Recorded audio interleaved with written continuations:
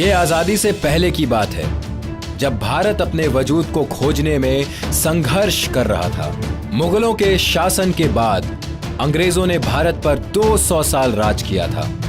देश के बहुत से क्रांतिकारियों की शहादत के बाद 1947 को भारत एक आजाद देश बनने जा रहा था। मोहम्मद अली जिन्ना ने जोधपुर और जैसलमेर के राजा के साथ एक मीटिंग रखी, जिसमें उन्होंने पाकिस्तान से जुड़ने का प्रस्ताव दिया और एक कोरे कागज पर दस्तखत करके जोधपुर के राजा को दे दिया। पर राजा ने सोचने का वक्त मांगा और जिन्ना ने वो कागज छीन लिया। अगर पाकिस्तान बनाने वाले मोहम्मद अली जिन्ना ने वो कागज छीन ना लिया होता तो क्या होता? आज जिसे हम हिंदुस्तान कहते हैं, उसका चेहरा कुछ ऐसा हो सकता था।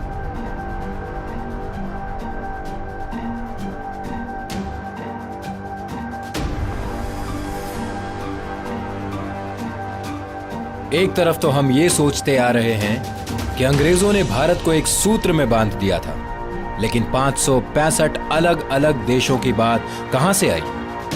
दरअसल जिस ब्रिटिश इंडिया की हम बात कर रहे हैं, उसमें छोटे बड़े मिलाकर 565 रजवाड़े थे। इन रियासतों पर अंग्रेजों का परोक्ष शासन था। इन राजाओं की अपनी फौज, अपनी पुलिस, अपना कानून और कुछ की तो अपनी करेंसी तक होती थी। इन रजवाड़ों ने ब्रिटेन की गुलामी कबूल कर ली थी, जिसे पैरामाउंसी कहते थे। लेकिन अब जब अंग्रेज भारत छोड़ के जा रहे थे, उन्होंने कहा कि पैरामाउंसी भी खत्म होगी और सभी रजवाड़े अपना भविष्य चुनने के लिए स्वतंत्र होंगे।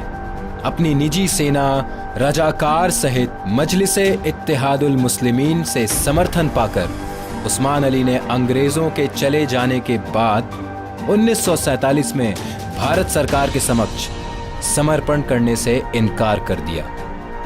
अंग्रेजों के साथ विशेष गठबंधन की दुहाई देते हुए उन्होंने संयुक्त राष्ट्र संघ में हैदराबाद की पूर्ण स्वतंत्रता का अपना मामला रखा। उन्होंने अपनी सत्ता का समर्पण करने की भारत की चेतावनी को अस्वीकार कर दिया। 565 रजवाड़ों को एक बनाने की पशोपेक्ष में उलझे जवाहरलाल नेहरू ने सरदार वल्लभ भाई पटेल को अपने पास बुलाया। सरदार वल्लभ भाई पटेल वकील और राजनीतिज्ञ थे, जिनका 1928 से 1931 के बीच भारतीय राष्ट्रीय कांग्रेस के उद्देश्यों पर हो रही बहस में विचार था कि भारतीय राष्ट्रीय कांग्रेस का लक्ष्य स्वाधीनता नहीं, बल्कि ब्रिटिश राष्ट्रकुल के भीतर अधिराज्य का दर्जा प्राप्त करने का होना चाहिए। 5 जुलाई 1947 को सरदार पटेल ने रियासतों के प्रति नीति को स्पष्ट करते हुए कहा कि रियासतों को 3 विषयों सुरक्षा, विदेश तथा संचार व्यवस्था के आधार पर भारतीय संघ में शामिल किया जाएगा। भारत के तत्कालीन गृह मंत्री सरदार वल्लभ भाई पटेल ने भारतीय संघ में उन रियासतों का विलय किया जो स्वयं में संप्रभुता प्राप्त थी। उनका अलग झंडा और अलग शासक था। सरदार पटेल ने आजादी के ठीक पूर्व ही मेनन के साथ मिलकर कई देसी राज्यों को भारत में मिलाने के लिए कार्य आरंभ कर दिया था। पटेल और मेनन ने देसी राज्यों को बहुत समझाया कि उन्हें स्वायत्तता देना संभव नहीं होगा।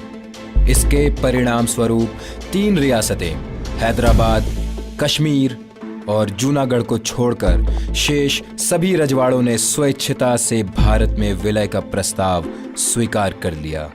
15 अगस्त 1947 तक शेष भारतीय रियासतें भारत संघ में सम्मिलित हो चुकी थीं, जो भारतीय इतिहास की एक बड़ी उपलब्धि थी। जूनागढ़ के नवाब के विरुद्ध जब बहुत विरोध हुआ तो वो भागकर पाकिस्तान चला गया और इस प्रकार जूनागढ़ भी भारत में मिला लिया गया।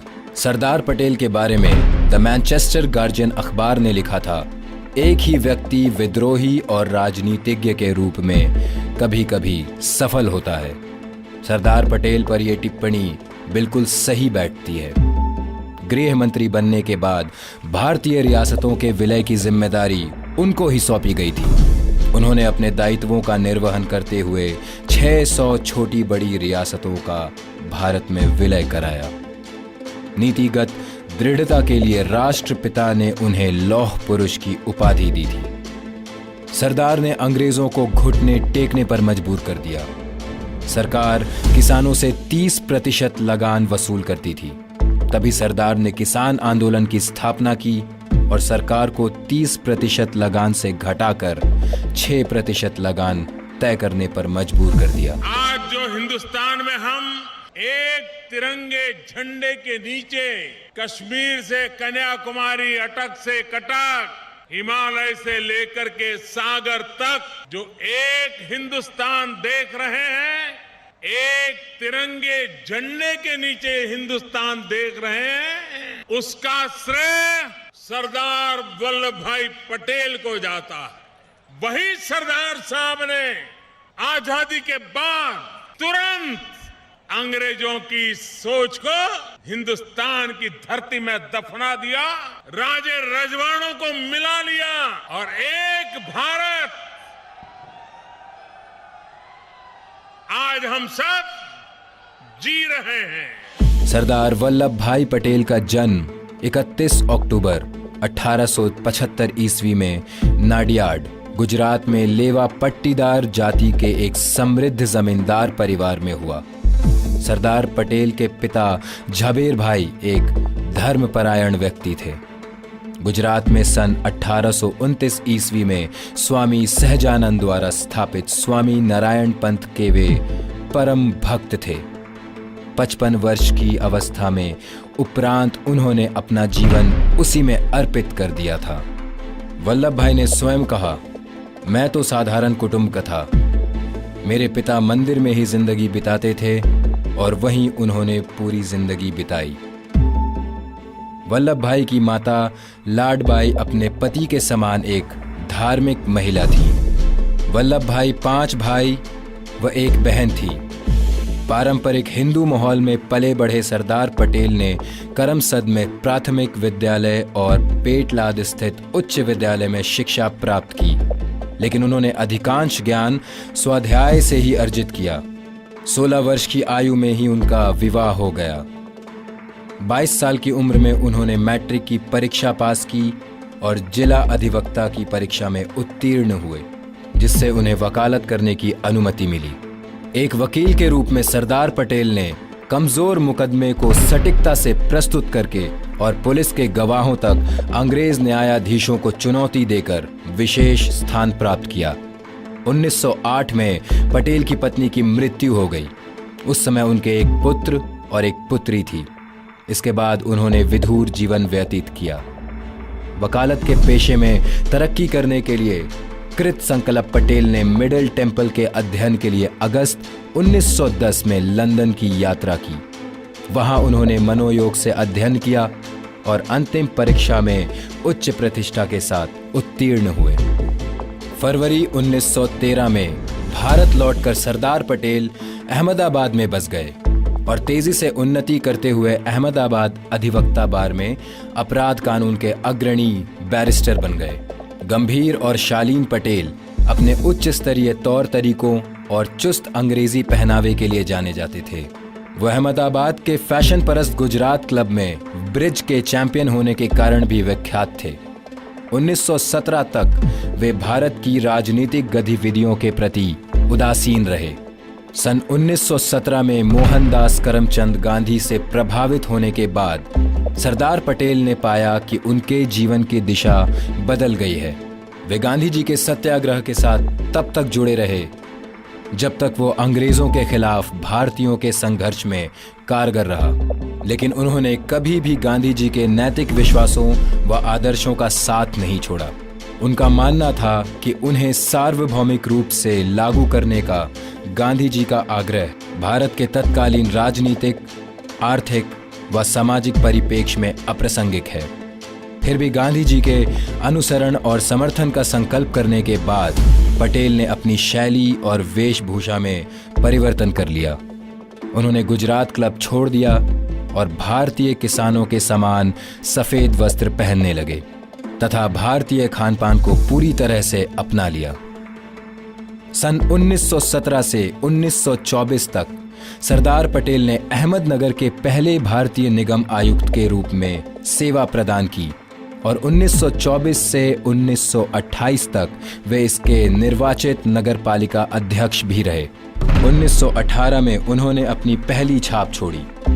जब भारी वर्षा से फसल तबाह होने के बावजूद बंबई सरकार द्वारा पूरा सालाना लगान वसूलने के फैसले के विरुद्ध उन्होंने गुजरात के कैरा जिले में किसानों और काश्तकारों के जन आंदोलन की रूपरेखा बनाई।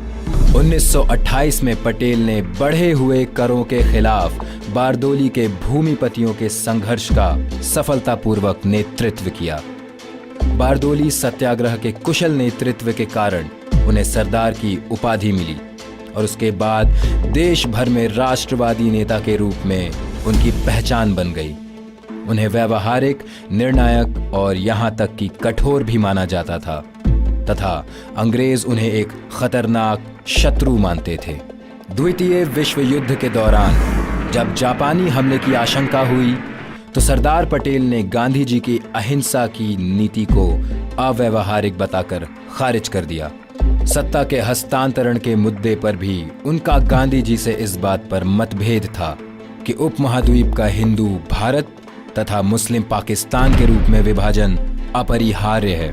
पटेल ने जोर दिया कि पाकिस्तान दे देना भारत के हित में है। 1945 से 1946 में भारतीय राष्ट्रीय कांग्रेस के अध्यक्ष पद के लिए सरदार पटेल प्रमुख उम्मीदवार थे, लेकिन महात्मा गांधी ने एक बार फिर हस्तक्षेप करके जवाहरलाल नेहरू को अध्यक्ष बनवा दिया। कांग्रेस अध्यक्ष के रूप में नेहरू को ब्रिटिश वाइसरॉय ने अंतरिम सरकार के गठन के लिए आमंत्रित किया। इस प्रकार यदि घटनाक्रम सामान्य रहता तो सरदार पटेल भारत के पहले प्रधानमंत्री होते। सन 1991 में सरदार पटेल को भारत रत्न से सम्मानित किया गया और अहमदाबाद के हवाई अड्डे का नामकरण सरदार वल्लभ भाई पटेल अंतर्राष्ट्रीय हवाई अड्डा रखा गया। गुजरात के वल्लभ विद्यानगर में सरदार पटेल विश्वविद्यालय है। 31 अक्टूबर 2013 को सरदार वल्लभ भाई पटेल की 137वीं जयंती के अवसर पर भारत के प्रधानमंत्री श्री नरेंद्र मोदी ने गुजरात के नर्मदा जिले में सरदार पटेल के स्मारक का शिलान्यास किया। इसका नाम एकता की मूर्ति यानी स्टैच्यू ऑफ यूनिटी रखा गया है। यह मूर्ति स्टैच्यू ऑफ लिबर्टी से दोगुनी ऊंचाई वाली बनाई जाएगी। आज जो हमारे भारत की तस्वीर है उसमें सरदार पटेल का बहुत बड़ा योगदान है। देश को अपने पैरों पर खड़ा करके 15 दिसंबर 1950 को 75 साल की उम्र में सरदार वल्लभ भाई पटेल ने अपने प्राण त्याग दिए, लेकिन भारत के प्रति उनका योगदान और उनकी विचारधारा हमेशा हमारे दिलों में जिंदा रहेगी। जय हिंद, जय भारत।